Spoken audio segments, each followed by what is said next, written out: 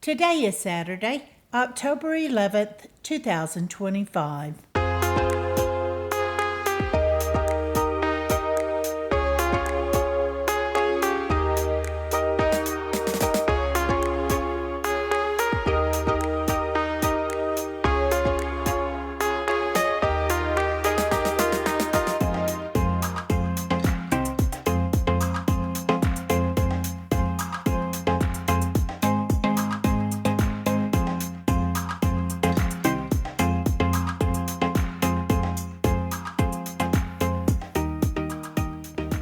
Welcome to the Survivor Fans Podcast. I'm Joanne. And I'm Stacy. And this is the listener feedback show for Survivor 49, Week 3. Yeah, we do a recap show on Wednesdays. Come Saturday, we hand it over to the super fans, check in with them, see what their observations and their assessments were regarding the most recent episode. And then hopefully they got some predictions to help everybody in the fantasy league for who might get voted out next. And this is going to be a really tricky week for that because there's a tribe swap coming, a shuffle. And then they're condensing down to 2, we think, but who knows? According to Propes in the On Fire podcast, he wasn't ruling anything out. So Okay.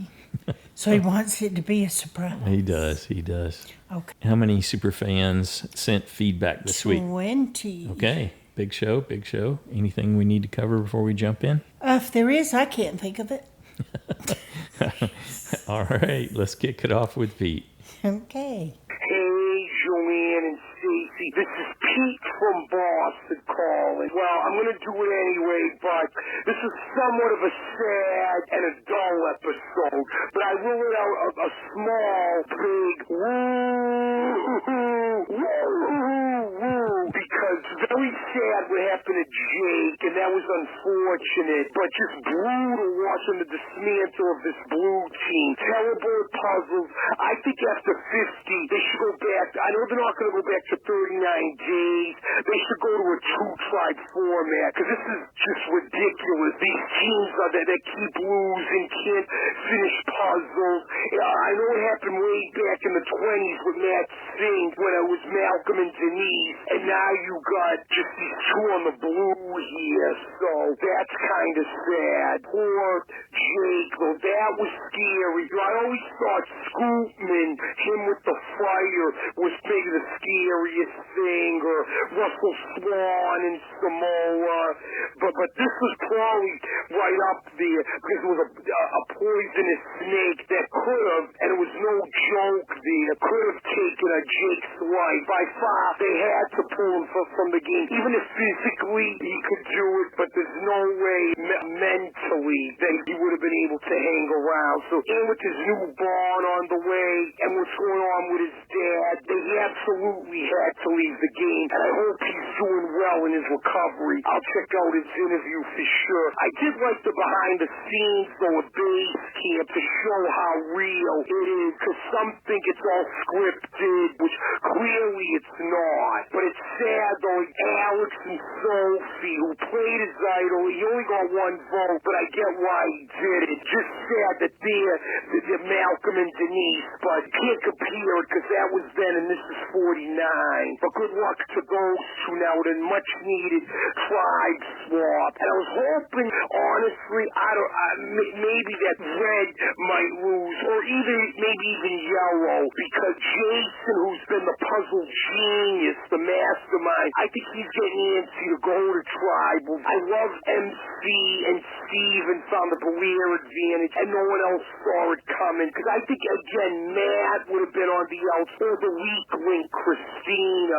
She was slacking in the challenge, but she pulled through. Red though, homegirl Savannah, love her. Rizzo has some good one-liners. He's my favorite. And Sage trying to work on my girl Shannon from around here, but I give Shannon credit, seeing right through it and talking with Savannah about it, because I bet if that team lost, Sage would have been on the outs, I think, and not Jawan, because I think Jawan is well-liked, even though he's on the bottom. But that's going to get broken up, and someone is going to get screwed over with the swap, though. Hopefully it's not any of them, because I like all 4 of those, including Nate. So to shame at seeing Blue get dismantled. Good luck to Alex and Sophie. But they're not going to be seeing sweats because Yellow and Red are going to go at each other. How far will they go? We shall see, guys. Poor Jeremiah. I wonder if he saw that coming as well. Take care.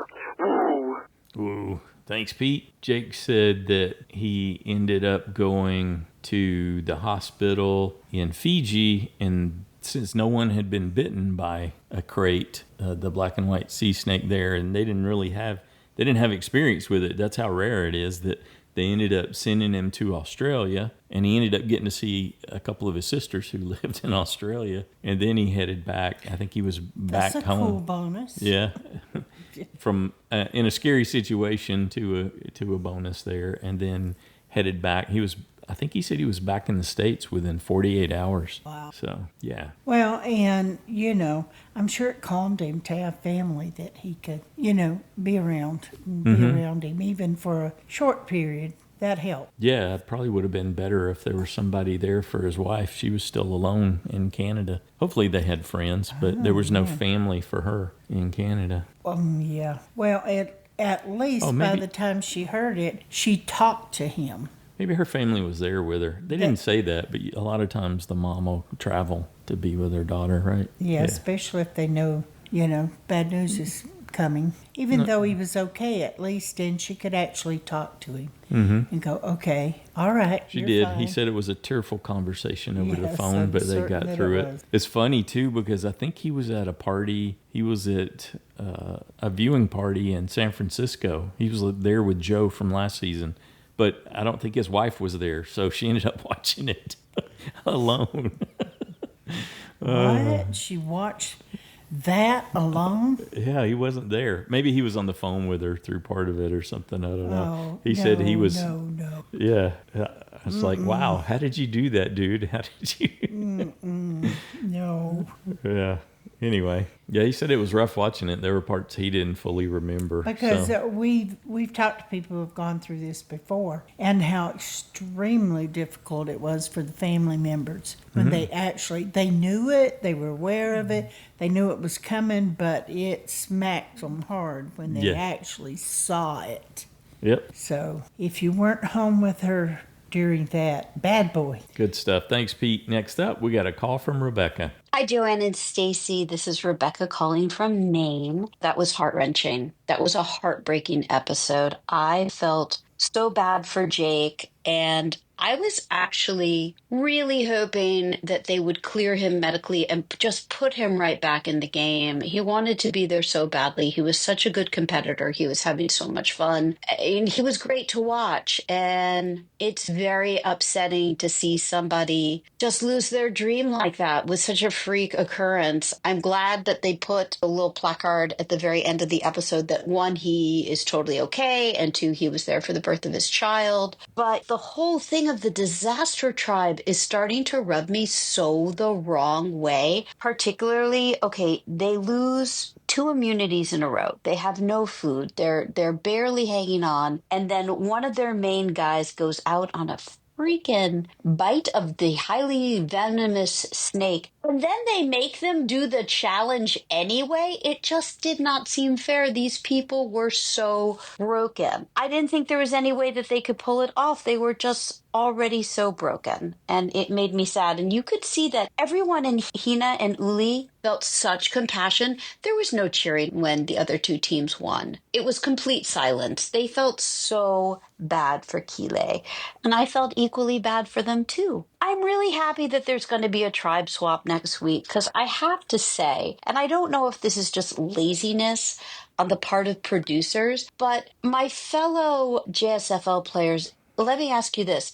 Has it not been so predictable for the first 3 episodes? I mean, I never get 3 vote-off points in a row, but it was obviously Nicole was going to go, obviously Annie was going to go, and obviously it was going to be Jeremiah this week. It's like spoon-fed Survivor. It's like they're so obsessed with 50 that they've dropped the ball on making 49 any sort of suspense. And I really hope that changes next week. I like that I have no idea who could be the vote off. I like that I have no idea what the tribes are going to go be juggled into. Have no idea who to mark safe, because the thrill of watching Survivor and playing JSFL is that you don't know what's going to happen. And when you're right, it's so thrilling. So these first 3 weeks of just feeling like everything was so clear how it was going to go down. I like my Survivor thrilling, and I like my Survivor hard to guess. I have got one more week in Maine. We're actually going home next Wednesday, so I'll probably watch it on Thursday because we'll be arriving late Wednesday night in California. I could say a little bit more about the episode. I really felt for Sage. I really felt for her story. It kind of tugged at my heartstrings, and I guess that's it. I guess we'll see where we end up, what the teams are, how the tribe swap shuffles, and let's go in blind and make some picks. Isn't that exciting? Let's go in blind and make some picks. You guys have a great week. Thank you, Joanne and Stacy. Thanks, Rebecca. You know, that's true. Sage's story really kind of got overshadowed by what all was going on with Jake and everybody's reactions. And so her story didn't get the attention that it might have otherwise, I think. But Yeah, I don't know. Was it much of a story, though? sure. Boo-hoo. That was a childhood hurts are some of the worst Sure. things for people to deal with, and especially when they've obviously carried over into adulthood. And so, yeah, those kind of things can be significant for sure.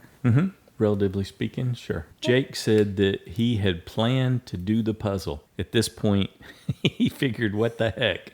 Maybe I should try. Even though he had made it clear he had no interest and no skill set there, he thought, well, at least we'll have somebody Can't else do any attempting worse. it. Yeah, exactly.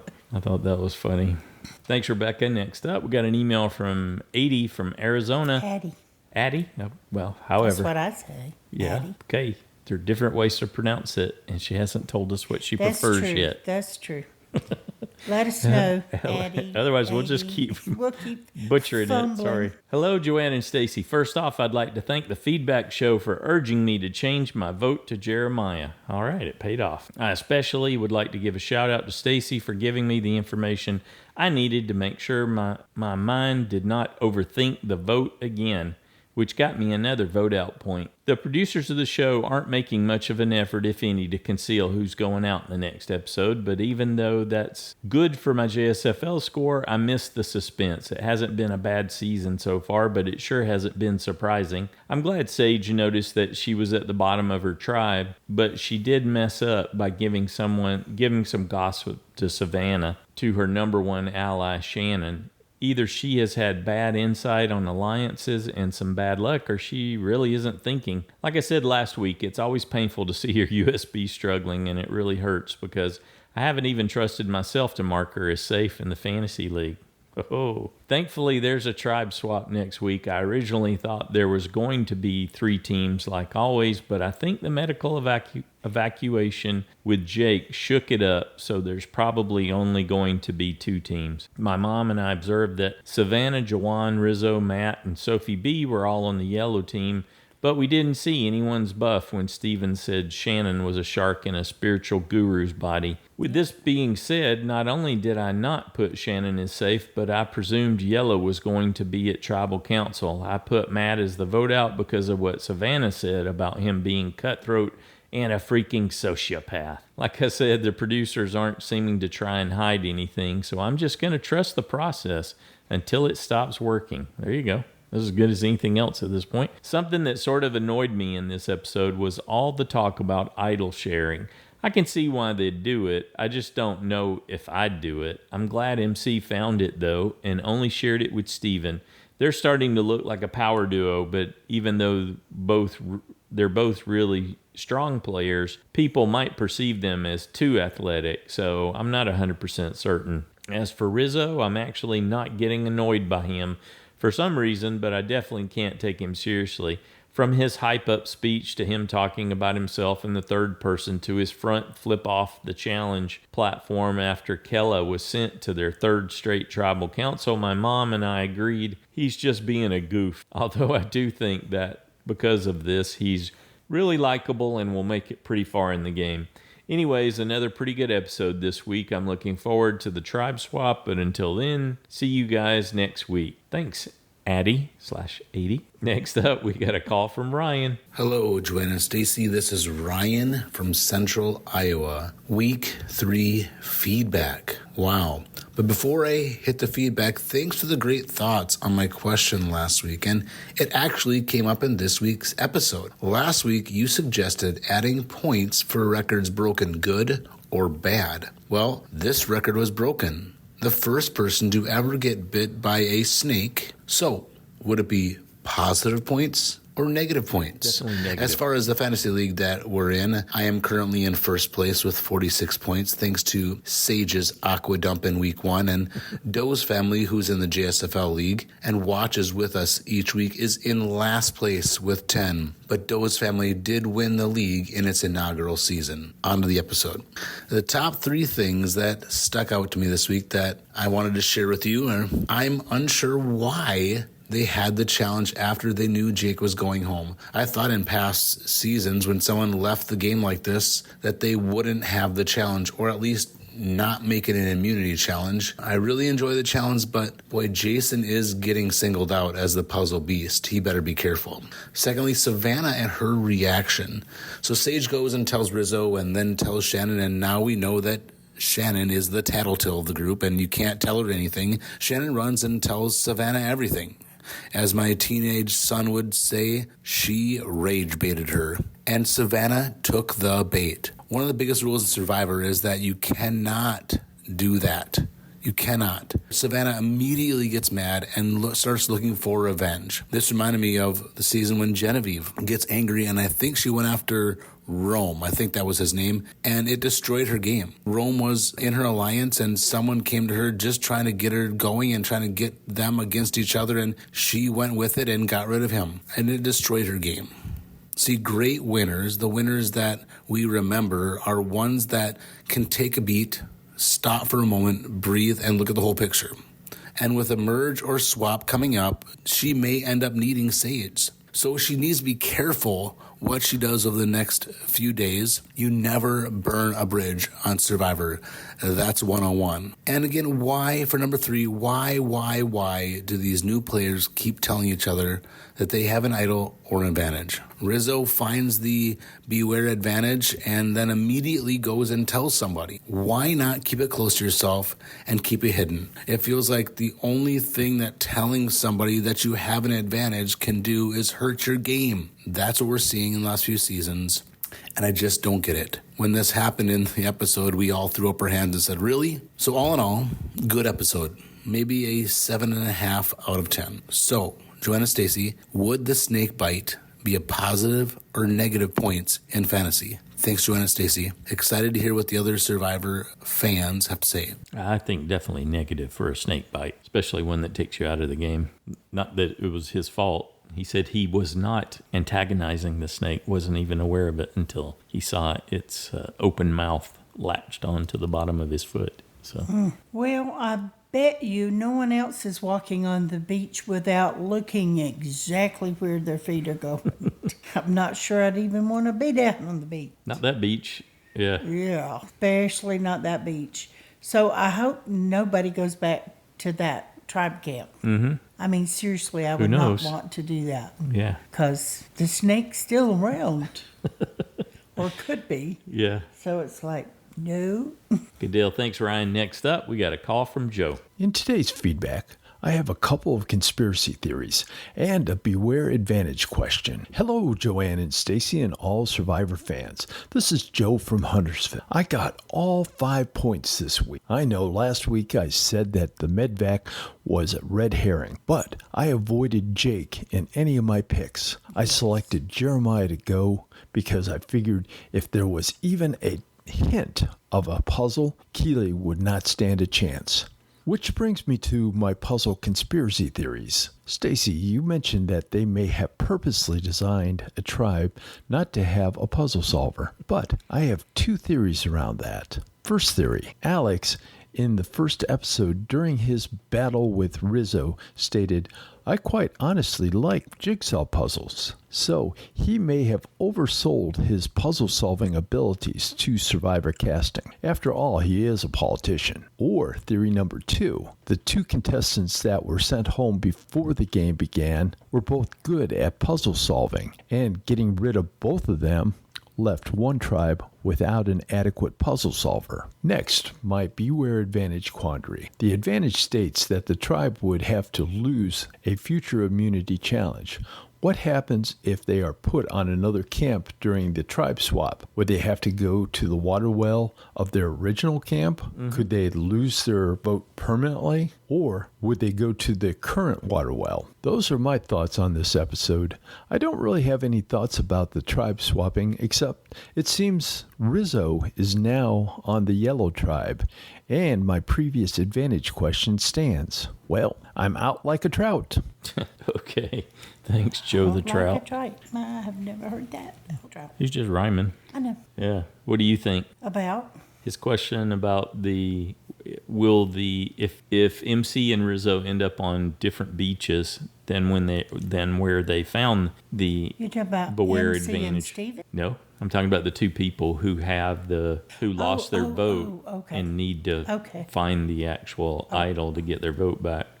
Like Joe was asking about, you think if they shuffle them, end up being shuffled onto different beaches, they'll just... Since the clue hadn't been planted, I think that's exactly what they would do. It would just be, it's relative to wherever they are. It's not like it was buried there and they're getting moved away from it and risk losing it. Would make, but what if they Since end it's up on the dynamic. same tribe? Yeah, that could be really interesting. And the clues were different, if you'll recall. One of them was go dig under the bow of the boat on the beach, and then the other one was go dig at the water well. Oh, then it doesn't matter if they're on the same tribe. Right. They're not digging Same places for the same thing, yeah. Yeah, so I don't see that as a problem. Mm-hmm. I mean, there's a risk of either one of them getting caught doing it. So I think the clues will move relative to wherever they are. Yeah, exactly. Mm-hmm. That's probably why Good question. they put them in 2 different places. Could be to help 'Cause account they for know that. what's That's good. coming. That's good foresight. All right. Thanks, Joe. Next up, we got an email from Jack in California. I have not been doing great sending in feedback this season, but 3 episodes in and there has been quite a few things to talk about. The season as a whole so far seems okay. I think this season is probably going to be overlooked a bit because of the hype of season 50. The tribal council setting is really cool, being a shipwreck, which matches Kella's tribe up to this point. My initial thoughts on the first 2 episodes were that Rizzo has not been the standout I thought he would be. Jake's shoe bandit persona has been fun to watch, and it's really unfortunate what happened to him. I feel like Annie could have been more aware of how she was being treated, and I like that the first journey of the season was different than in the past. For the second episode's challenge, it didn't seem like much of a disadvantage that Hina took on, but I can see how I may have struggled with that. The heat and struggle that Kella had really showed at the second tribal council, as everyone was having a hard time speaking. For this most recent episode, I forgot to put in my picks, but this was an unfortunate episode in more ways than one. I don't know if going out as a tribe to find the Beware Advantage is the best choice, but I think I understand the logic behind it, being safe with tribe numbers to use as one. That was a sad way to see Jake leave the game because of the venomous snake bite. Even if it was just a dry bite, it could have been a whole lot worse, and I feel sorry for him. But I'm glad he's okay and was able to be there for the birth of his kid. I can see him coming back in a future season. We don't normally see behind-the-scenes things like the production base camp and the notes of what to watch out for that each tribe gets a hand on. So seeing that stuff was unique. Unfortunately, under the circumstances, Kella can't seem to get a break. I feel like there was a great respect after the win that both Hina and Uli showed when they won the challenge again, and I hope with the tribe swap coming up next week, Alex and Sophie have a better time out there and turn their game around. All right, thanks, Jack. Yeah, I hope that, and I kind of think there will be those people who will want to maybe cut them some slack in the beginning. It's like they have had such a hard time. Somebody's going to want to, you can tell that Christina is compassionate, and she might want to bring somebody close to that's been having such a hard time. Then again, that's an easy vote out. Yes, it is. It doesn't involve any of your numbers, especially when you're just slammed with all the unexpected change of a shuffle. Yeah, I don't think I would let it. I would certainly give them what support I could, but I don't think I'd let it interfere with my alliance and my game. It's like, I feel really bad for you, and I'll do what I can, but I can't ruin my own game. If they do end up on going to 2 tribes and they get shuffled into each of those tribes, they could be the swing vote. And that's what could really save them. With 7 and 7, they could be the tiebreaker. Yeah, absolutely. So they could end up being courted, whoever ends up losing. That could be for that. a beneficial spot to be in. Mm-hmm. Thanks again, Jack. Next up, we got a call from Brandon. Hey there, Joanne and Stacy. Brandon from Indiana here with my first feedback of the season for episode 3 of season 49 of Survivor. It's early morning, the day after the episode aired. I watched it on Discord with some friends there, and I will say that judging by the general chat on there, I feel like maybe I'm in the minority in my opinion on the episode, that it wasn't that great and kind of it was fine. So here's the thing. I thought the episode was extremely interesting. The behind the scenes stuff was very interesting to see with Jake. I'm glad that they showed that to us. I thought it was a little weird that Jeff had to be the Kiwi interpreter to Jake. He just heard the doctor say that. Jeff, you don't have to repeat that. But anyways, thought that was a really interesting scene and segment. Glad that he's okay. Got really worried, obviously, when it first happened, but they did kind of tease it a little bit, so it wasn't a complete surprise. But as far as the gameplay goes, I just thought the episode was very meh. Just kind of there. And I didn't find the intrigue between the remaining 3 lovable losers, quote unquote. Alex, take that word lovable out your mouth. You guys ain't lovable. You're just losers at this point. I maybe you guys like him. I am not a fan. I wanted Jake and Alex to have the biggest betrayal possible, and instead we just get a medevac. And so that's fine, but definitely was kind of hoping for an Alex exit last night. It's kind of bummed that it was Jeremiah, but overall, it was what it is. This is a 2-tribe season at this point, and we're just watching the pregame. And so I'm hoping that that's the case. I don't want either of these 2 blue people to win. We'll see. Overall, the season as a whole, I'm pretty kind of lukewarm on just the cast in general. I do really like Sage. I think she's either winning or she's going the first tribal council that she goes to based on the amount of camera attention that she's gotten so far. But also, when you're proclaiming your love of poop, I think you also get screen time in American Survivor and probably most country Survivor. So that's a pretty unique thing to say. So I think that if I had to choose somebody to root for right now, my rooting for is in the Sage camp, but overall, we'll see where it goes. I'm never a person that says that Survivor is completely bad. I don't ever stop watching the season completely. I may stop sending in feedback if I don't have a ton of nice things to say. But overall, I'm willing to give it a chance. I know that Jeff said this season takes a little bit to get going, so my hope is that that is the case and that he wasn't lying and that this is going to be a wild end of the season. We'll see. Can't wait to hear what the rest of the fans thought. And again, thanks so much for the podcast. I've been listening every week, and it's been very enjoyable. Thank you, Brandon. Great to hear from you. Yeah, Probst has said that multiple times now. It's a slow start. 49 gets off a little slow. It's the heat beating them down. But then it's a really wild ending. We shall see. Next up, we got a call from Drew. Hey, Joanna, Stacy. Hey, everyone. This is Drew. Wow, my feedback sounded terrible last week. I wonder if it's because I was in a bad service area or if it's just my terrible phone. But we'll see. We'll see how this one sounds because we're back home. And I am remembering this well before the deadline. Well, at least the day before the deadline.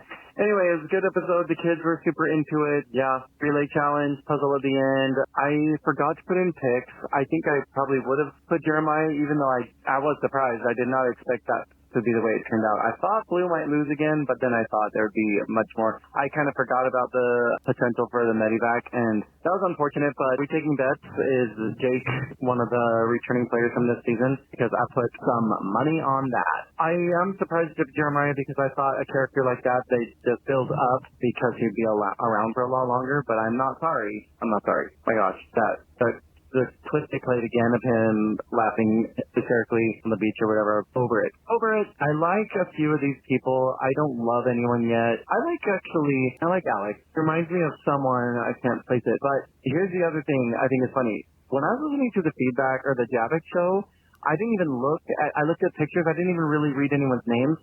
Soren was saying Juan, and I thought it was Juan, but everyone was just pronouncing it like Juan, and I was like, oh, maybe that's the way he pronounces it, but I just figured it was spelled like Juan, but then I looked at it, I was like, oh, it's actually Joan. So maybe it behooves me in future to actually look at the names printed or two about them before when I'm actually trying to judge their book. But next, I think that, they're going to mix up the tribes. I think Sophie and Alex definitely dodged something, but the kids were like, wait, what? And I told them about Stephanie in Guatemala, and I was like, it's been in the past, gone all the way down to one, and their eyes got big. They couldn't believe it. And they were, we couldn't believe it either at the time. But Paramount Plus, we really need to talk about the ads you're putting on this as Jeff continues to purport it. Family show. All right, we need to talk. I don't know who I need to talk to. Can't just sit there and talk to the app, but something needs to be done. So let's get through the next episode or two and see what happens next. But enjoying it. It's fine.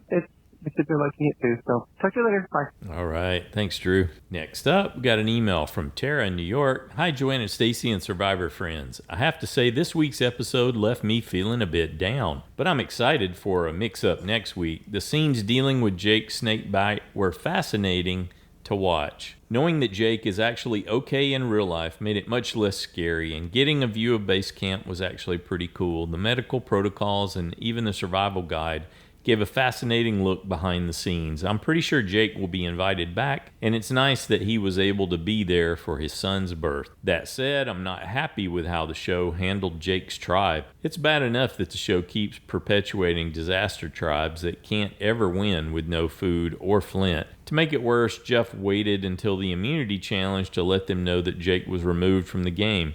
At the very least, I wish he had gone to camp and given them some time to process the news. Yes, absolutely. Before the challenge, I was sure that Jeff was going to switch things up. I was even yelling, "Drop your buffs," at my TV after his speech. In this rare circumstance, a tribe swap one day early would just make sense. Sadly, we just watched more devastation for these poor people. I hope production learns a lesson from this, because it's just not good TV watching people suffer. We want fun, dynamic gameplay instead of decimation. On the positive side, I like the little we got to see from the other tribes. Maybe I've missed it, but I had no clue that MC and Steven were so close. And that Brains-Brawn duo is definitely something to watch. I'm still not a Shannon fan, so seeing Sage could confide in her only to be immediately ratted out made me cringe. It just dawned on me too that it fit right into her betrayed by BFF kind of pattern. Yeah. Not that they were BFFs or anything, but it does fit. It will be interesting to see how all this plays out when the tribes swap. I wonder what will happen with these beware advantages too. In the end, I hope that Jeremiah and Sophie would fool Alex. Sorry, Stacy. Alex is my USB. And continue together as a duo. But I kind of would have liked to seen that too, because there was some more dynamic gameplay from Jeremiah than we were getting from Alex. But Sophie made the best move for her game in that terrible position. It's too bad we won't get to see Jeremiah play with everyone else, and I'll actually miss his crazy laugh. Okay, I'll put you in that column. As for the next week, I hope we will finally get to see things heat up. These first few episodes remind me of season 46, when the Banu saga went on and on, but eventually led to fireworks. Fingers crossed we're headed in the same direction. With the swap coming, I can't wait to hear what everyone else thinks about next week. Thanks, Joanna and Stacy, as always. Thank you, Tara. Good job. You know, at least your USB is not invisible. Yeah, but that's just Mine's because been invisible. that's because he's on a tribe that loses all the time. That's true. really the reason for that. He's done nothing outstanding. He had no great plan and was not aware that he was actually Jake's second, not his first. Yeah, and I don't think he has a good strategy. Hasn't In his appeared to be the gameplay, case yeah. yet. Yeah, he got really comfortable with thinking he was in the controlling alliance, I think. So, we'll see.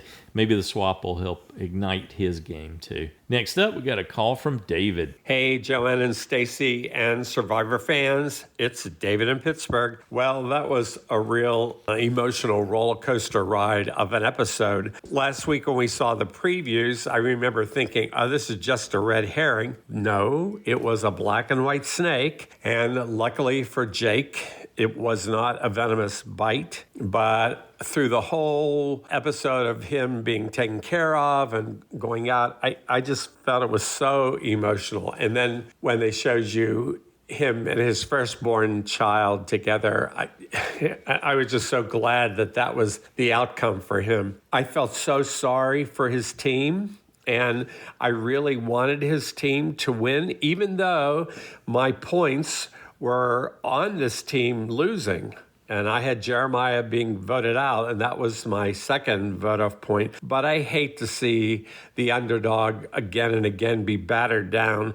So I was really hoping they would pull it out, and it looked like in the beginning it did. But when Jeff was explaining it, and he mentioned the turtle puzzle, I thought, nope, they're not going to win. And they just did not have a puzzle person on their team. And I don't know. I don't know what to say. I as I said, I was rooting for them, but when they lost, I thought, well, I'm going to get a point. Joanne, you said, where's your USB? And I'm thinking the same thing for mine, which is Jason. Where's Jason? We see that there's a 4 alliance on his team, and he never seems to be a part of being brought into anything. Here's the guy that's winning the puzzles for his team every single time. And you would think, I want this guy in my alliance, but nobody's talking to him. I don't know if he even sees that there is an alliance. I picked him because of his story being brought into this season at the last minute.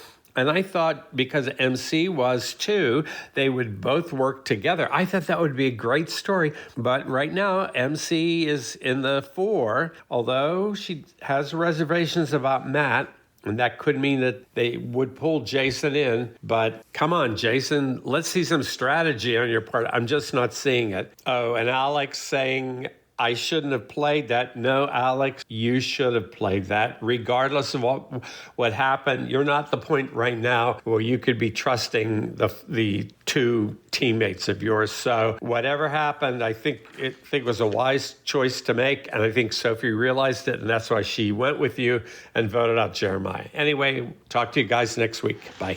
Excellent. Thanks, David. Next up, we got a call from Parker. Hey, it's Parker from Indiana, and I'm going to be honest with you guys. I hated this episode. I thought this was terrible. It wasn't fun. It wasn't entertaining. The most compelling part was the snake bite stuff. I thought that was... It was really cool. It was really cool to see the peek behind the curtain of how production handles this, how the medical team would handle a situation like this, because it's never happened before. So it was really cool to see everything that was happening, to see the peek behind the curtain, the survival guide on the island, stuff like that. It was so cool. See base camp. It was awesome. I really liked that. It sucks that Jake had to get pulled in a way like that. That's terrible. But silver lining, he got to see the birth of his child, which is awesome. But it stinks to lose such a focal point of this season in episode 3. It's just a real bummer. I really enjoyed Jake on the show. I know not everybody did. The rest of this episode, I thought was terrible. We go to the other 2 tribes, and that's fine. That's good. That's fine stuff. They're okay. Obviously, we care more about red than we do yellow. because we get more story from the red tribe. Yellow, the only ones that matter are MC and Steven. You can forget about everybody else. Red, we care about all of them. They're all going to be important, except maybe Sage. But in this week, we get a little bit more info on Sage. Oh, people didn't like you when you were a kid. That sucks. Anyway, we just keep getting this over and over again. I'm sorry. I'm so tired of this new era nonsense. It's been the same stuff. It's been, oh, I wasn't popular in school. People made fun of me. Like, me too. What do you want me to do? Give you a cookie? Bro, maybe because you talk about poop and how much you have to pee all the time. Maybe don't be so weird. I don't know. And then we go back to this freaking blue tribe that's terrible. We pull up to the challenge. They don't have their strongest guy, and they have to do a freaking puzzle. Guess what? This tribe sucks at puzzles. What happened? What happened to when challenges were kind of unique? When there was, I don't know, maybe you're throwing a ball in a basket or knocking over some stuff with sandbags. What happened to that kind of thing? Or a giant slingshot? I don't know. You're diving down to unlock some keys to do something. It's all just a freaking puzzle now, bro. What is happening? Anyway, the most obvious thing happens to this tribe, and the most obvious vote-off happens on this tribe because this tribe sucks, and I'm tired of it. The only silver lining to this episode that is terrible is the fact that next week we might get 2 tribes on Survivor for the first time since 2019. That's insane. That is insane. You know what happened in 2019? I graduated high school. I am turning 24 next month. It's been that long since there's been 2 tribes on American Survivor. And even still, I'm convinced that somehow, the math doesn't even math for it, but I'm convinced somehow that they're going to find a way to make it 3 tribes for the swap next week. I am convinced. I hated it. I could go on about how much I hated this, but I won't. This was terrible. I will see you all next time. That's a great point. Maybe it's because Sage talks about peeing and pooping and collected blackheads in a jar. Yeah, Maybe that's why people ghosted her. Okay, that's a valid point. That's excellent. What was depressing about Parker's feedback? I could be his grandmother. Yeah, for sure. Good deal. Enjoyed that, Parker. I'm sorry you didn't enjoy the episode, although it did sound like you did enjoy the episode. You did enjoy part of it. Yeah, so good stuff. Appreciate that. Next up, we got a call from Shahin. Hi, Joe and Stacey and all Survive fans. Hope everyone is well and safe. I usually listen to your podcast after the episode, then send me feedback. This time it's the other way around, and it's just due to a lot of things going on tonight. Yeah, this episode was kind of difficult to talk about because front and center was about Jake and also about Keller and Tribe Annihilation. Quick thing on Tribe Annihilation. I don't know why Jeff said that this is unprecedented. I guess a portion of it, yes, in that you've had 4 in a row leave from the one tribe. But we had it last season, sort of. We had 4 original Vula, but 3 of them being actual Vula and 1 being Lagi, but original Vula. So that was 4 original Vulas in the first 4 vote outs too. So that's season 48. And in season 41, we kind of closely got there with 4 out of the 6 Uas as well. So we've seen this and we've talked about it in last episode as well, where I talked about how we've had multiple times in the 40s of 3 people being voted out from the one tribe early on. So it's a bit concerning for me. I think, again, better casting needs to occur from 51 onwards because we already know what's happening in 50. Now, with regards to group hunts, they're just becoming so boring for me, and I just feel like these advantages are just losing their efficacy, or if anything, the efficacy is transferring towards relationship building. But I just don't think they're even doing that anymore. When you're doing these things so early on, you're just kind of negating the effect completely. Before, when you had an advantage,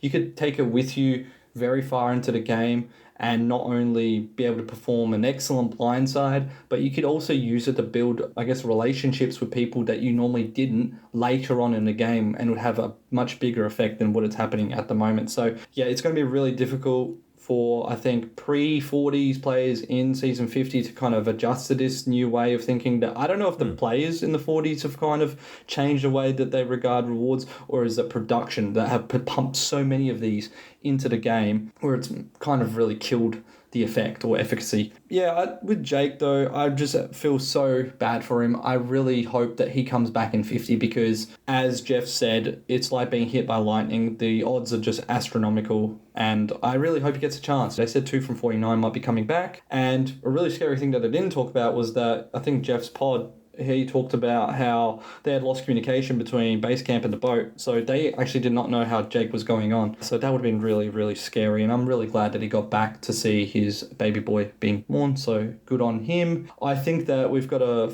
possibly a goat on our hands when it comes to Jason. 4 episodes in a row now? Or 3, sorry. That we've seen him being crazy good at puzzles. I think we're seeing, possible GOAT status when it comes to puzzles from this guy. And yeah, finally, smart person who uses their idol in Alex. How many times we've seen people leaving the idols in their pockets in the 40s, but unfortunately he did such a good job of psyching the other 2 out that he didn't have to use his idol, so he burnt it. But, look, at least he used it. I was happy for him to use it because, who wants to leave with an idol in their pocket? It just sucks. It's another big thing in the 40s that's quite prevalent. And NTOS, Stephen, really echoing my thoughts about Shannon. Just get her off my screen. Yeah. Thanks for all you do. Cheers. Bye. All right. Thanks, Shahin. Good job. Next up, we got an email from Becca in South Carolina. Hi, Joanne and Stacy. Hi, Survivor fans. Well, we were bummed to see Jake go out like that. We're a little hopeful that maybe he'll be coming back for season 50. We haven't looked it up, but Caroline is dying to. Jake was pretty calm after being bitten by a snake. I'm not saying that the medical team was overreacting, but if I were in Jake's shoes, or I guess in this case, bare feet, I would definitely prefer Alex's "I'm forcing myself to stay calm so he won't freak out" approach over the medical team rushing me to a stretcher and putting an oxygen mask on me when I just thought my foot hurts. When Jeff first asked the doctor if he had concerns about Jake continuing, we were sure that Jake would go back into the game and heroically lead his tribe to victory. Wrong. Then we thought that the hero story would be the remaining Kella players winning one for the Gipper. Wrong again. In our living room predictions, we have racked up about as many losses as Kella has. Nice. I don't remember it if it was on this podcast or in another conversation, but someone a season or 2 ago suggested that a great reward or advantage would be a Silence Jeff advantage. That they could play for a portion of a challenge. Kella might have liked to use it during the puzzle portion of this one. I agree. He was a bit overbearing. Come on, Jeff. You're beating somebody when they're already down. Okay, never mind. Liam, who has been a master negotiator ever since he could string words together into a sentence, says that if he were on the Kella tribe, he would have just talked to Jeff at Tribal Council and made a deal to let the tribe play a shot in the dark. If it was safe, they'd all be safe, and if not safe, then they'd proceed with the vote. Probst likes that kind of stuff. That might have worked. Yeah, that might have. Clever. I was happy with Alex's decision to play his idol. I think it's better to be navigating the game without an idol tomorrow than leaving the game with one today. There might be regret either way, but to me, the bigger regret would be to need it and not play it than it is to play it and realize you didn't need it. I wanted to put Alex and Sophie as safe for the next episode, thinking that the others would still be riding the wave of compassion for Kella being kicked while they were already so far down. And that's probably just one reason why I'm not cut out to be on Survivor. Take care. All right. Thanks, Becca. Do it, I had Becca. the same thought. Be bold. Be bold. Mm-hmm. Do it because there'll be swing boats. Yeah, because they get Stacy a lot of points. And they'll be safe. Swing vote safe. Good stuff. Thanks, Becca. Next up, we got a call from Johnny. Hey, Survivor fans. It's Johnny from Wisconsin calling here. And I got to say, that was quite the episode to give us the in-look version of Jake's injury and the whole Aussie medical staff they have there. It's pretty interesting we got that inside look. Nevertheless, with him and Jeremiah going home, it puts Sophie B and Alex in a pretty interesting position. I like both of them. Sophie B happens to be my USB so far this year, and I think she's in a pretty good spot as long as she isn't so arrogant about manipulating people. That's the only thing that gave me pause. Otherwise, I think she's having a great game. And then just like Joanne and Stacy, I was really looking at the next time on Survivor, pausing every frame to see, okay, who else is in this new red and yellow tribes? Because we can count at least 5 on yellow and at least 3 or 4 on red. And I almost think there's one particular shot of Rizzo where it looks like maybe a Jawan is on the left and then somebody with like a messy brown hair is on the right. I'm guessing that could be Jason who ends up landing on the new yellow tribe.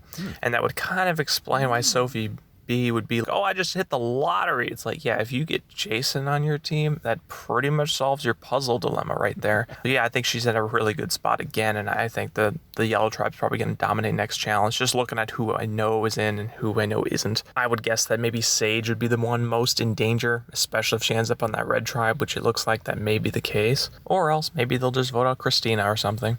So anyway, Ryan had called in last week and asked about his particular fantasy league. I also happen to run my own for quite a few years, way before I knew about this. And it's basically, I only have 3 or 4 people. I have them choose players. They can either trade them or drop them or just bench them, whatever they want to do with them throughout the year. And then we eventually whittle them down until we only have 1 left by the final 5. And essentially what I tried to do for points is I give them a couple points for team victories if they were part of the actual team, or if they got sidelined, no, they don't get points.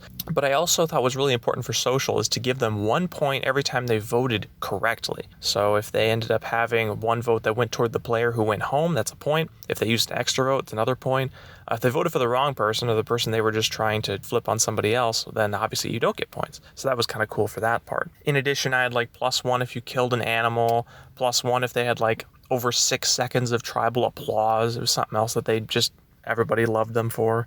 And I always gave them -1 anytime they had like an injury or a medical team called. I'd give them -1 for every time their name was written down at tribal council.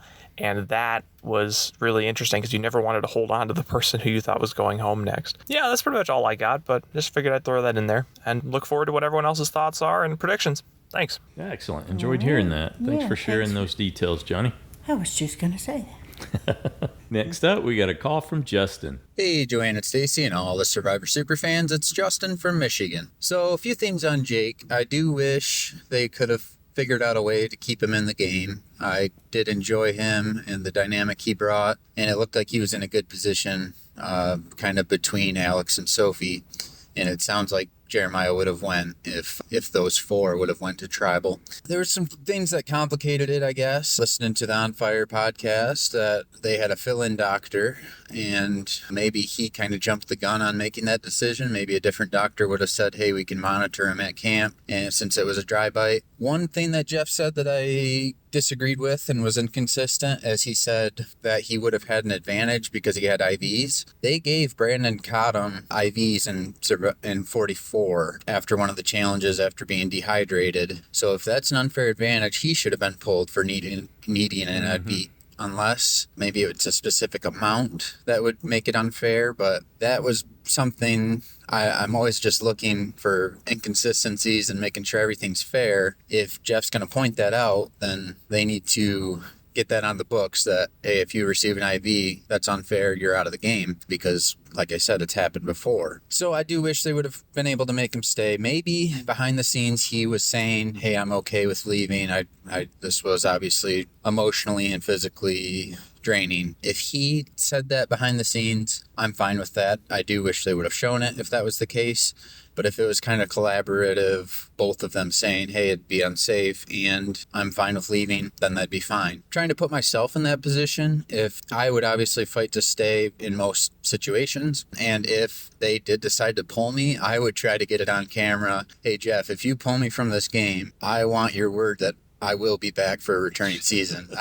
And maybe they wouldn't show that in the edit, but I would want to get that on camera because Jake said he would play again, and it's up to Jeff in production, but I would want to try to force his hand if I was in that situation. So now with Sophie and Alex, they're in a good spot. I can see them going far in the game. If they stick together, they can just take out red, yellow, red, yellow, red, yellow until their final 6 or 7. So until they're seen as big enough threats in the merge, they should be safe. And looking forward to how it all shakes out and what everyone else has to say. Thanks. Awesome. Thanks, Justin. Yeah, I as Justin was talking, I was thinking, I think part of what Jeff was saying is that he was going to need continuous fluids and Monitoring. food and monitoring to make certain that he didn't have worse effects that could still happen to him because of not being all he's gone through, in other words, in those 6 days. And the shock, yeah. Yeah. And and you can't discount shock and what that can do out there. So I think that's what he was talking about more than what he had right then. It was more what he was going to need. I didn't remember exactly the season that Justin was talking about, but I do recall thinking, Yeah, hey, I do. That was during a challenge, I think, where they gave him the IV and let him go back in. I remember thinking that's inconsistent. Yeah. At the time, but then thinking, oh, maybe that's part of the new, softer, new era portion of things. I don't know. I can't make heads or tails of how they're thinking about this stuff sometimes. Yep. And just like having someone help someone else win a challenge. So that they're not always consistent. I think they have left themselves open to some issues in the 40s. Thanks, Justin. Good stuff. Next up, we got a call from Jill. Hi, Joe and Stacey. Hi, Survivor fans. Jill in the Outback here. I can't help feeling that Jake shouldn't have been there in the first place. I can't imagine how his wife organised a snake to go and bite him. I'm not upset to see the end of Jeremiah either. I think Alex will be better off without Jake there. I reckon Jake was going to hold him back some. I'm worried that a cameraman might have lost their job by missing the snake actually biting Jake. He was right there. I did appreciate the behind the scenes of Jake being sent to the home base there, and even seeing the safety guide book that they've got at the camp. Must be a pretty handy thing to have in circumstances like this one. When Jeff was there with the doctor and Jake, and they were talking about Jake being able to go back into the game, and the doctor ruled it out.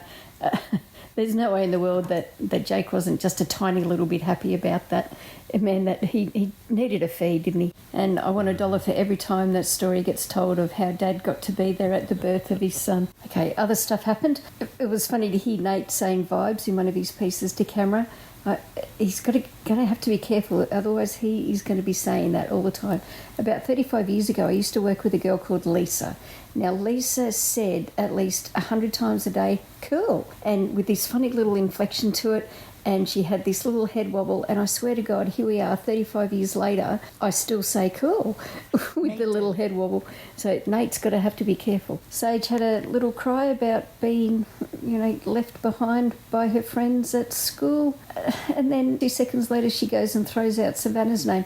So I'm not entirely convinced that Sage isn't a little bit at fault in the classmates' decision way back then. The challenge looked good, but it was pretty predictable that the blue team was going to lose. They just can't catch a break this season at all. And off they went to tribal. Alex had to play his idol, even though he was kicking himself at the end of it. Now, he could have kept it, but even if he didn't get eliminated, it was really the right thing to do to play that idol. We saw both the red and the yellow team this episode do group hunts for the idol. What do you reckon past contestants, especially older survivors, what do you reckon they think about group hunts? I'm sure they're just baffled by the concept of it all. That'll do me this week. Happy days, everyone. Bye. Thanks, Jill. Yeah, I think you can hear Jeremy express some of his confusion with how people are choosing to play in this new era on the On Fire podcast.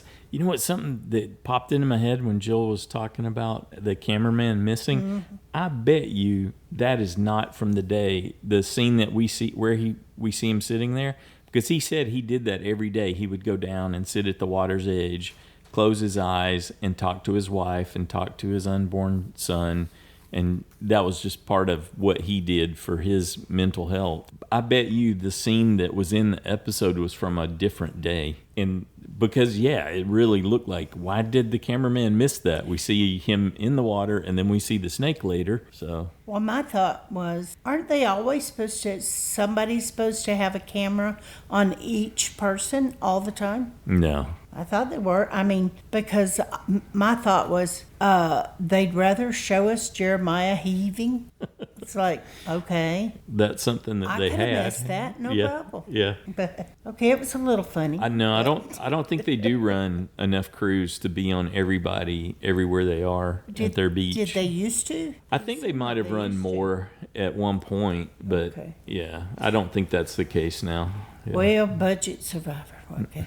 Yeah. Okay, babe. Good stuff. Thanks, Jill. Next up, we got an email from Josh, the Plush Moose from Massachusetts. Dear Joanne and Stacy, this episode made me very angry. All right. The editing made it look like the producers intentionally let Jake get bitten, then scrambled madly to make sure he didn't die as a result, while still making TV moment. Well, that's an interesting different take. When Jeff herded Dr. Barry like a border collie, steering him toward sending Jake home, each of the points Jeff raised about life being rough at Kella had me yelling, "You did that." The blatant CYA the producers used to minimize culpability after the fact amounted to an engineered quit. And poor Dr. Barry had to deal with all this on camera on his first day on the job. I think Probe said he had been there a week, but they had the talk about how rarely the medical team sometimes has to make a choice to take someone out of the game. And then boom, there it is on Dr. Barry. My other observations: for most folks, karma bites them in the butt. For shoe bandits, it bites them in the foot. Indeed. If the survivor gods are mean, there'll be 2 tribes post-split. Each will have 3 yellow, 3 red, 1 blue. And blue will be the easy vote. Easy vote or the swing vote. Yep. For the first time ever, a disaster tribe was literally snake bit. That's good. I like that. I was cheering for Jeremiah to successfully play his shot in the dark.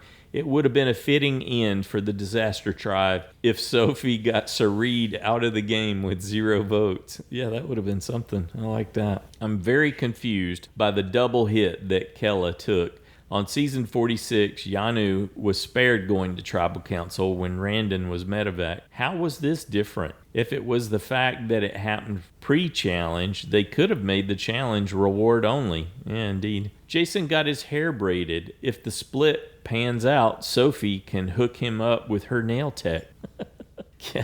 Kella had no dead weight left.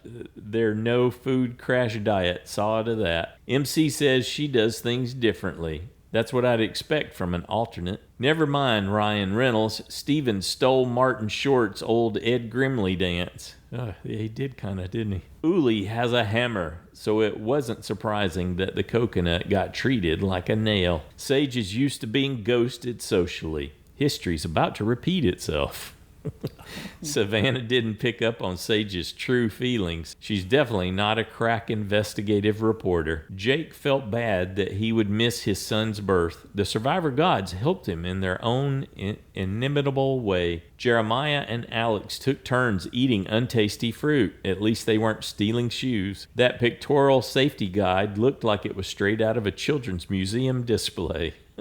I was glad to see that Survivor's medical building wasn't the professor's hut from Gilligan's Island. The nurse's accent was so thick that even with closed captioning, it was hard to understand her. This week's Survivor was preempted by a very special episode of Fiji Med. Sophie praised Jake is okay because she needs him in the game. Oh, and his family needs him too. This episode was a backdoor pilot for Dr. Barry's spin-off show on Paramount Plus. The sit-out rules need to change. Everyone should have to sit out sometime.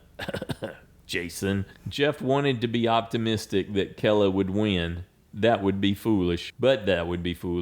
I'd hope to see less of mean Jeff, but that's foolish too. Jason doesn't know how to help Kella. Just a wild guess, but losing to them might do it. I'm glad that Jake is healthy and made it home for his son's birth. When Jeff unveiled the puzzle, I expected Kella to paraphrase Indiana Jones. Puzzles. Why did it have to be puzzles? That would be good. Don't early vote-offs have to avoid going home before the game ends? I guess Jeff's reach doesn't extend to Australia. They've been sending people after Ponderosa transitions. They've been sending them back. In the 40s, that changed. The editors, he went early. The editors probably enjoyed having Jawan help them with designing the idle search montage. Without a machete or tools, Sophie had to settle for a spy bush. Libras have scales, So do seek rates. Sophie's used to switching partners in salsa dancing. I guess her nail tech doesn't dance. Given the numbers, I think it's a safe bet that there'll be 2 tribes of 7. I hope Alex's idol gets rehidden and found before the switch, or Kella will lose out once again. I think that thing's gone. I'm not impressed by Sophie's loyalty longevity. I've had some socks longer than she's been alive. Perfect. I think I got some underwear that fits that same criteria. Jeremiah didn't do himself any favors with those Alex Jake Freudian slips. Jeff really loves his broken ship set. The only ship trope he left out was saying, "Arr, matey." Every time Jeremiah cackled, I heard, "I'll get you, my pretty, and your little dog, too." The Wicked Witch. Yep. Next time, drop your buff. Sophie won the lottery. Shannon is a shark in a guru's body, and someone's a cutthroat sociopath. That's no way to talk about Jeff.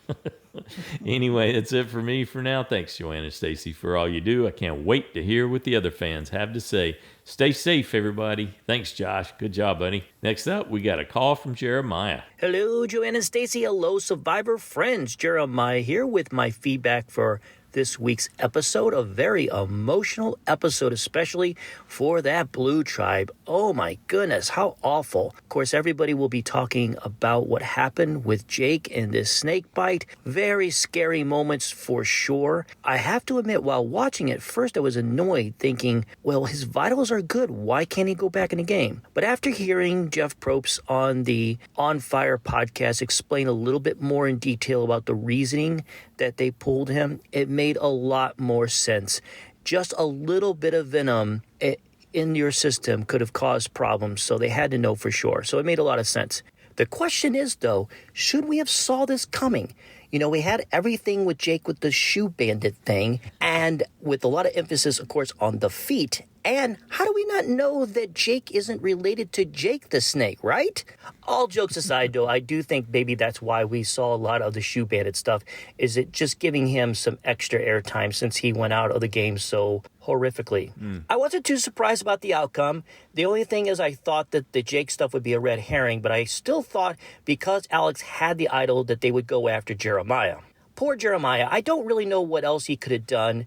Obviously, Sophie's arguments were a little bit more convincing to Alex, but I also think that Alex probably based a lot of it off the fact that he had a little bit better of a working relationship with Sophie, and I think that might have influenced him as well. The question is, did he make a mistake? I think he may have, because to me, Jeremiah seems like he might have been a little bit more of a trustworthy person to take further in the game. I think Sophie's the kind of person that would stab him in the back if she has to.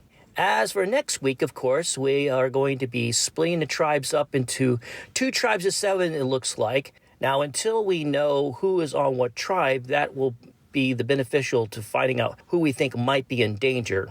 I know Next Time on Survivor gave us a little glimpse into that, but I'm sure many people will take some of the other upcoming previews, do screenshots. We'll probably have a better idea down the road. But I would assume Sophie and Alex will probably be safe in this scenario, because I think we're probably going to finally lose someone from the original red and yellow tribes. Now, from what we have been seeing so far, Jawan and Sage seem to be on the outs on the red tribe. Now, the yellow tribe's been a little more interesting. Joanne, I don't think Sophie is in trouble on that tribe. I think that MC is going to get her way. And I think that we could be looking at Matt or Jason being in danger from that tribe. So at the moment of the recording of this feedback, I think one of those 4 people will probably go home next week. But again, we need more information. All right. Well, anyway, that's it for me. You all take care. Until next time, this is Jeremiah from Southern California. Excellent. Thanks, Jeremiah. Jake said that he did steal Alex's shoe and he did steal Sophie B's shoe. And he stole even his own. And hid his own. He was hoping to get even more coverage from that. And he said the reason he did it was to try to sow distrust amongst his tribe members so he could observe how they behaved in that scenario. It might give him some more clues into their approach to the game. So he wanted everyone to know, because he's evidently taken a lot of heat for the silly shoe bandit stuff, that there was really more going on. He had a plan. I never doubted he had a plan, but... And Jeremiah, in his exit interview, said that one thing he thought might have been working against him with Alex was that they had a similar approach to things. And so there was a lot of commonality, but there wasn't a lot of discussion and connection. It's almost like they were equals in terms of how they were looking at the game and their approach to it. But, there wasn't a deep connection that he was able to cultivate with him. He just never got traction because their analytical approach, I think, was so similar. Yeah, and they were working each other the same. But I thought maybe the reason he went with Sophie is that they're going to need to get in some other alliances. And she's very good socially, maybe even better than he is. And so he was thinking if, they merged and they were still together, maybe she'd stick with him and that she'd draw in, some people and he could draw in some and help get them in an alliance. And maybe more so than Jeremiah. Yeah, I think I probably would have leaned in that direction too. You need some male energy, some female energy. Yeah, you need the benefits of that diversity. Although maybe Jeremiah could come at it a different way too. I don't know. Yeah, and I kept saying, Jeremiah's going. And Addie, that's when you overthink it. And I overthought it, came up with other scenarios, and yeah, me too. Ended up with Sophie, and then you went with a whole nother tribe, and so we overthought it. So good for you. Yes. That you way to find the balance. You didn't overthink it. Yep. Thanks, Jeremiah. Next up, we got a call from Jen. Hi, everyone. This is Jen in California, and here are my thoughts on Survivor 49, Episode 3. We're immediately thrown right into the snakebite drama, and I have to say that was a very scary situation. We learned a lot about Survivor and what goes on in the background, and I also learned that a snake can give something called a dry bite. Thank God. What a scary moment, but there was such great intervention for Jake, and the medical team was so awesome. I appreciated every single minute of the behind-the-scenes stuff, and I'm glad Jake's okay, and I'm glad that he was home in time to see his baby be born. I think that is where he really needed to be. And while all that was going on the Blue Tribe, the other two tribes are feeling a little bit antsy because they've never been to tribal council. And when there's nothing else to do, you go look for the Beware Advantage. Now, I know that the end result of the Beware Advantage is an immunity idol, but I really am just too risk-averse to deal with a Beware Advantage. If I played, I would leave it where it was. Have we ever seen somebody find it and actually leave it where it was? I can't really remember. On the Red Tribe, I love that Rizzo found it and how he came and just told everybody, this is for us. This is for everyone. No, it's not. But I really liked the effort that he put in to try to make his tribe as comfortable as they could be with him having this advantage. Even though it's not an advantage right now, he still has to lose and go to tribal council so that he can get the clue to find the idol. So we'll see. But I'm liking Rizzo. I think he's very different than I thought he would, and I'm really enjoying his gameplay and personality. And I can't believe at the immunity challenge, they actually had to sit 6 people out. Mm-hmm. Is that unprecedented? I kind of feel like it is. And I really wanted Kayla to win or just not come in last, but Kayla, they just cannot do a puzzle. I liked that the other tribes gave the Blue Tribe the respect of having sympathy for them with their loss and their awful luck, especially in light of Jake's removal from the game, as if they needed that. But that was classy. I liked it. And before Tribal Council, I really liked seeing Sophie and Jeremiah making their pitches to Alex. I think they both did a good job. I think they both fought for their lives. And in the end, I really wish that Alex had been blindsided, just because I want to see that drama. That was kind of like the against all odds result. But Alex made a good move by playing the idol. One could argue that he wasted it, but too many people in the past have gone home with idols in their pockets because they had the hubris of holding on to it for too long. He made a good move, and Sophie accomplished her goal of staying and not having to betray Alex by voting for him.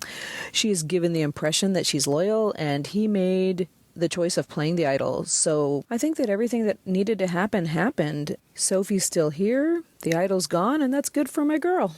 So that's it for me. This was a good episode. Can't wait to hear what everyone else thinks about it. Till next week. Thanks, Jen. I don't remember the specifics, but I'm pretty sure that most of the tribe sat out when it was down to just Stephanie LaGrossa and Blobby John and Palau. That's what I was thinking too. But how many people were left on the other tribe? That's what I couldn't Almost remember. all of them.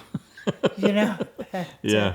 But yeah, 'Cause that's they weren't going. exactly where my mind went to. But Stephanie was the only one. At the end of that last one, yeah. Yeah. Yep, good stuff. Thanks, Jen. Next up, we got a call from Paul. Hey, Paul in Louisiana here. So, yeah, I'm one of the few people who had Jake as safe. I know. I wanted to change my picks, but I realized when the show began that I forgot to. And I was pretty sure that Jake was going to be medically evicted after watching just the first 3 minutes of the episode. Almost all of the previous on Survivor scenes featured Jake, and he seemed to be starting off the episode with a "I'm not going to be here at the end" vibe.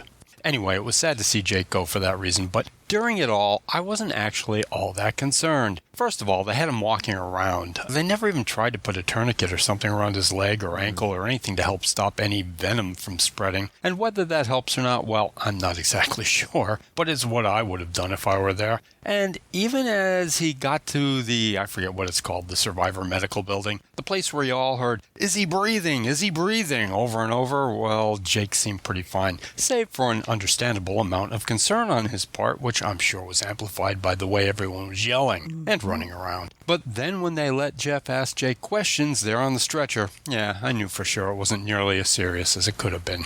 So then, could Jake be one of the returning players next season? We've seen this before, but the more I think about it, the more I doubt it, because he really hasn't proven himself as some kind of super player. In fact, in reality, his tribe has been anything but super. In the past, the strong players have almost single-handedly carried the tribe away from tribal challenges, whereas with Jake, this just isn't the case. So, he really doesn't fit in with the next cast. He's unproven. Oh, and let's not forget that he has a new baby. And then there's the fact that, in all honesty, I just don't need to see him play again. Then we went to the challenge, which I thought was fun because after explaining and warning everybody about the extremely poisonous water snake that latched onto Jake, Jeff tells them all to jump in the water. But you know what disappointed me most? The fact that neither of the rewards for winning included a snake bite kit.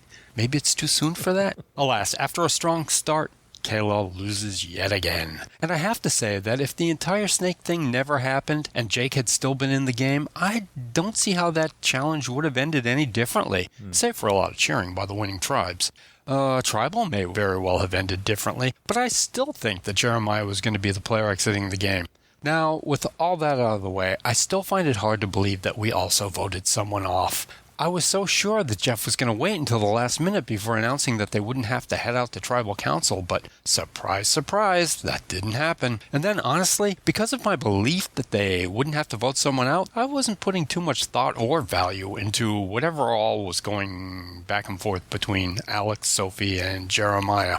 Yeah, I was pretty sure it just wasn't going to happen. But that said, I still believe that Sophie and Jeremiah were just a bit too friendly towards each other around Alex, so that would have made my spider sense tingle if I were him. And apparently something did set it off because he did play the idol, and he played it correctly. There's no doubt about that. I just worry that he now has more trust in Sophie than he likely should. So, next week we do some kind of a mix-up, and I'm not even going to guess as to what's going to happen. All I can really say about next week is that as much as I try to see a way for me to get some feedback in, I just don't see it happening. I'm going to be in Pennsylvania checking things out with my mother, who's got Alzheimer's, and who I haven't been able to see since June. There's just so much to accomplish while I'm there. Hopefully, I will get the roster updated before I leave on Thursday morning, but of course, this is the week where tribes change, which means that the normal 3-minute roster edit is going to take a lot longer.